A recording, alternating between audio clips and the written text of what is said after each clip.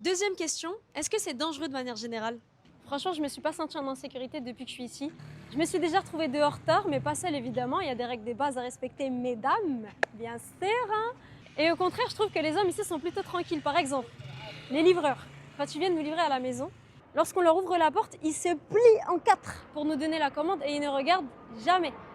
Ils se mettent comme ça. Mais il faut que je vous dise aussi un truc, les Égyptiens me prennent pour une Égyptienne. Ils sont d'ailleurs en général en état de choc parce que je leur dis que je suis pas égyptienne. Vrai reconnaît vrai. Non, je rigole. Bon, en faisant le montage de la vidéo, je me suis rendu compte que par moment, j'avais envie de rajouter des trucs. Et c'est ce qu'on va faire sur ce canapé. Je vais pas vous dire que c'est tout beau tout rose. Je vous raconte ma propre expérience et je vous dis, j'ai jamais eu de problème avec les hommes. Mais bien sûr, autour de moi, j'ai déjà entendu des femmes conter des récits bien plus malencontreux. Donc je dis pas que ça n'existe pas, et je remets pas en cause la parole des femmes qui racontent leurs expériences. C'est un problème qu'on rencontre autant en France qu'en Égypte que partout sur la planète. En fait, c'est pas un problème de frontières terrestres.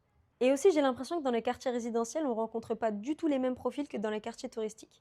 Étant donné que le contrôle social est plus fort dans les quartiers résidentiels, naturellement, vous risquez d'être moins embêté. Donc là, j'ai répondu à la question sous le prisme des gens, mais un peu plus tard dans la vidéo, je vais vous parler d'un truc que je trouve super dangereux